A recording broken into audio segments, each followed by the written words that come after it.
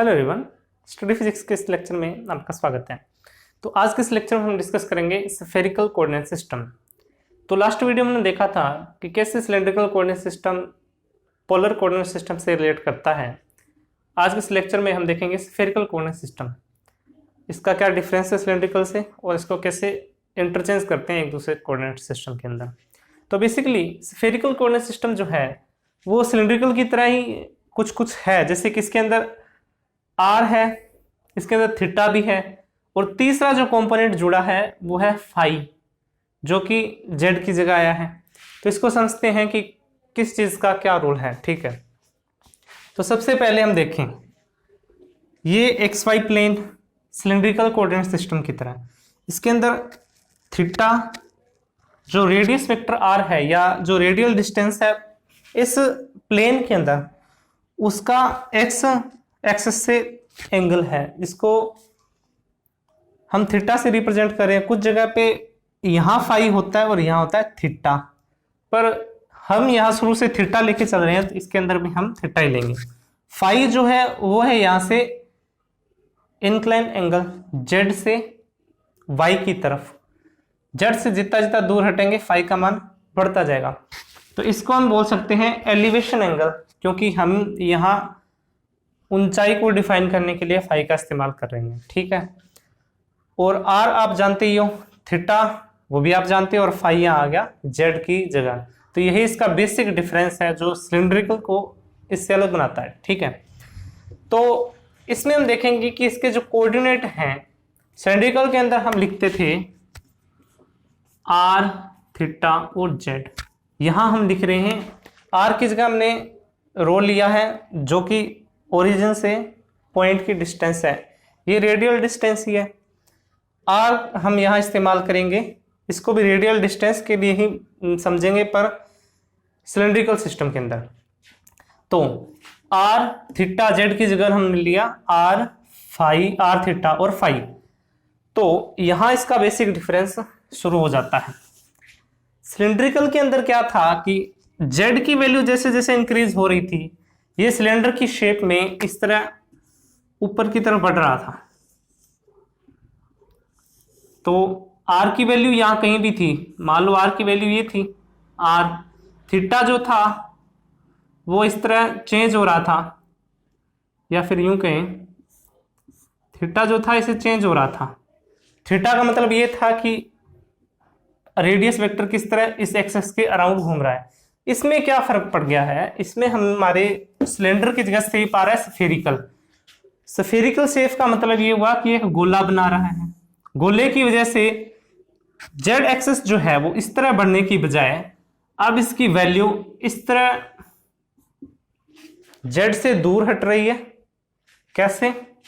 ये Z axis सीधा जा रहा था, अब ऐसे जाने की बजाय जेड एक्सिस से फाई एंगल पे इस तरह नीचे की तरफ या ऊपर की तरफ एलिवेट कर रहा है। यही इसको एक सिलेंडर से गोले के रूप में कन्वर्ट कर रहा है। तो यहाँ इसका जो बेसिक डिफरेंस है सिलेंडर से गोले के अंदर वो यही है कि फाई जो है वो जेड एक्सिस से इसको दूर कर रहा है। तो इसका जो पाथ जो बन रहा है वो कुछ ऐसा होगा गोले की तरह। जैसे जैसे फाई की वैल्यू बढ़ेगी ये जो है जेड एक्सिस से उतना ही दूर होता जाएगा, नीचे जाता जाएगा और माइनस जेड की तरफ जाएगा। इसी तरह इसकी वैल्यू कम होगी तो वापस जेड की तरह। तो इससे हम समझ सकते हैं कि ये जो है फाई ये एलिवेशन का काम कर रहा है। ठीक है, सिंपल ज्योमेट्री से देखें अगर ये फाई है तो एकांतर कोण से ये भी क्या हो जाएगा, फाई होगा। इसका हम आगे इस्तेमाल करेंगे। उससे पहले हम देखेंगे कि इसका वेरिएशन क्या है, आर, फाई और रो ये किसके अंदर वेरी करते हैं। तो आर का तो हम जानते ही हैं कि ये वेरी करता है 0 से इनफाइनाइट की तरफ, यानी कि वैल्यू 0 हो सकती है, इनफाइनाइट हो सकती है।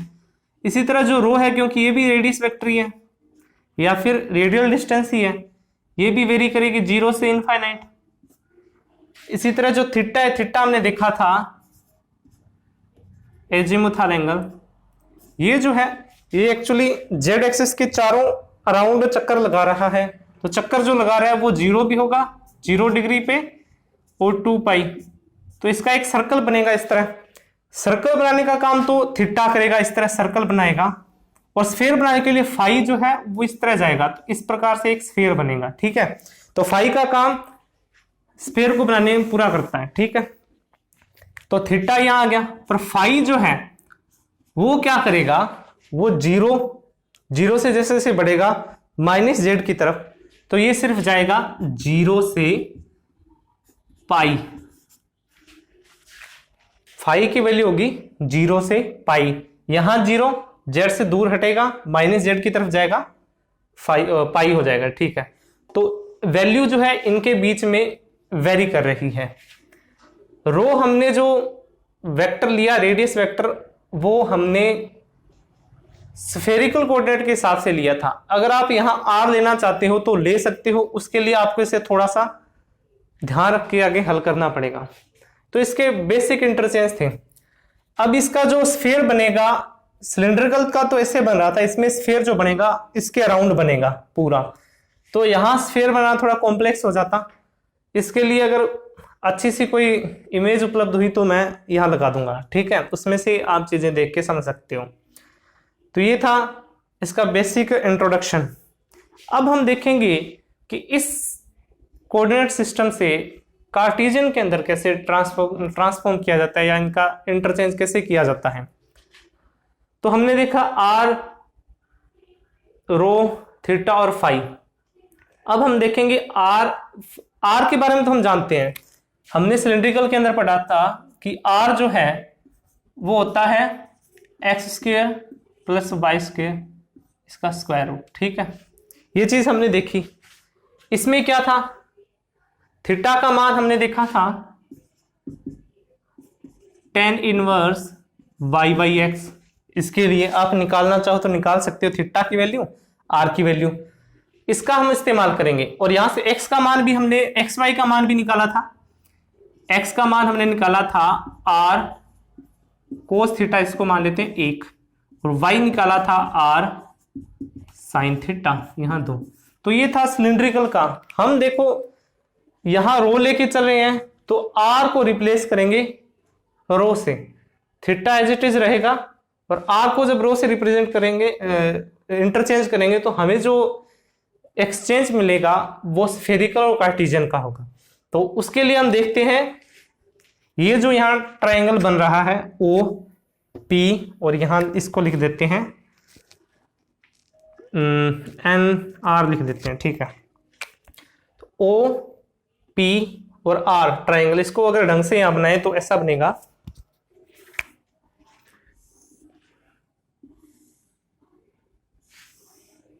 तो ये हो गया O, ये हो गया P, और ये हो गया R। ये लेंथ होगी Z, ये होगी रो, और ये होगी R।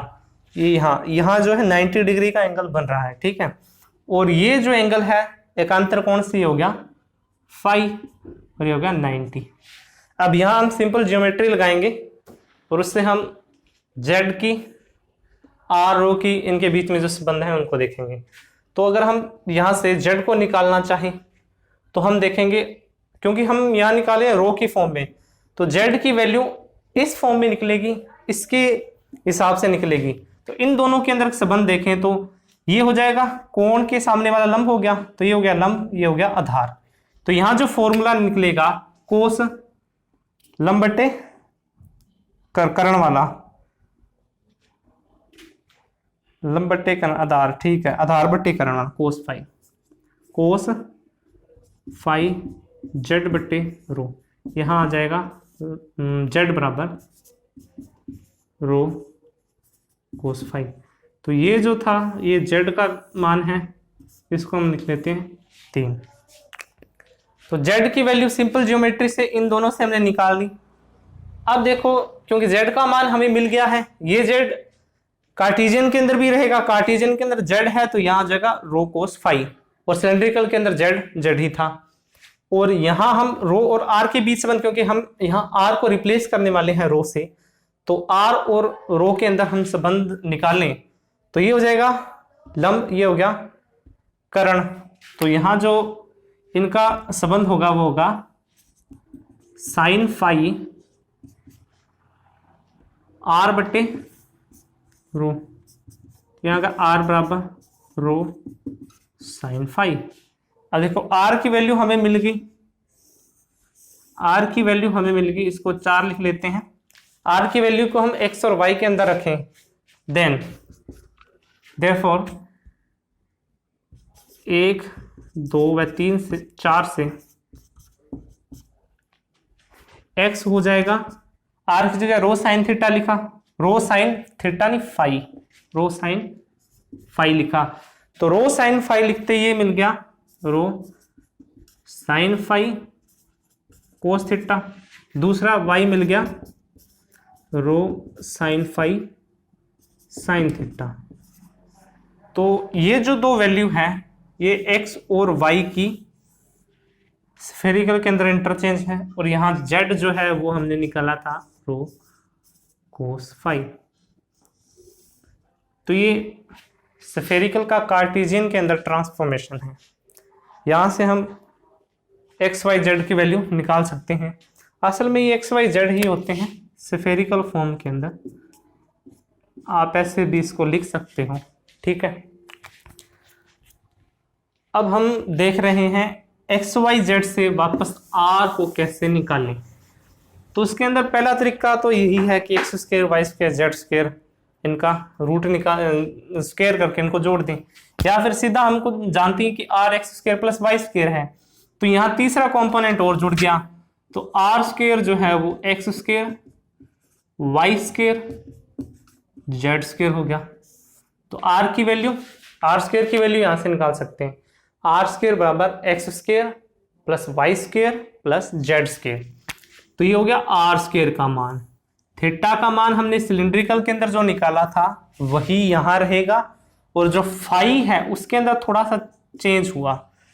अब हमारे पास फाई है, फाई को निकालना चाहें तो यहां भी हम टेजेंट का यूज करेंगे। तो फाई के लिए ये हो गया आधार, ये हो गया लंब। तो यहां हम टेजेंट लें तो क्या हमें मिलेगा, tan फाई इज इक्वल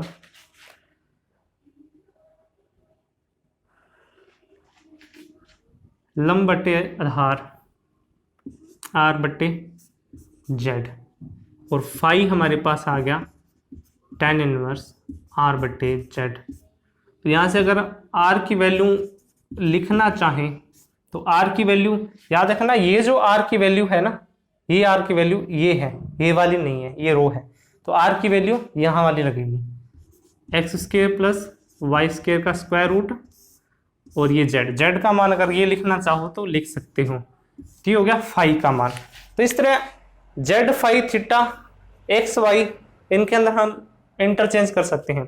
तो ये था स्फेरिकल और कार्टेशियन के अंदर रिलेशन, ठीक है। अब हम देखेंगे स्फेरिकल से सिलिंड्रिकल के अंदर कैसे चेंज होता है। तो सिलिंड्रिकल का कोड, ये तो सिंपल सा बीच के अंदर ही आ गया, इसको यहां से समझो। आर जो है ये सिलिंड्रिकल का है, एक्स स्क्वायर और वाई स्क्वायर ये कार्टेशियन का, तो एक इंटरचेंज तो यही हो गया। दूसरा यहां हम जो आर निकाल रहे हैं, ये आर जो है ये भी सिलिंड्रिकल का है, X square plus Y square plus Z square, ये भी सिलिंड्रिकल के अंदर इंटरचेंज हो गया। तो यहां से एक्स वाई वैल्यू यहां से निकाल के इसको इसके अंदर रखेंगे तो हमें जो वैल्यू मिलेगी वो सिलिंड्रिकल फॉर्म में मिलेगी। तो देखने में ये चीजें जो है एक दूसरे से जुड़ी हुई हैं, इसको जो अगर ढंग से समझें तो हर चीज को एक दूसरे के अंदर ट्रांसफॉर्म कर सकते हैं। जब हम इसके एग्जाम्पल समझेंगे ना तो हमें ये जो इसकी जो बारीकियां हैं वो बाद में समझ में आ जाएंगी। तो हम नेक्स्ट वीडियो में देखेंगे इनसे जुड़े जो एग्जाम्पल हैं इनको एक दूसरे के अंदर ट्रांसफॉर्म करने के, और उसके अंदर हम समझेंगे इसकी बारीकियों को। धन्यवाद।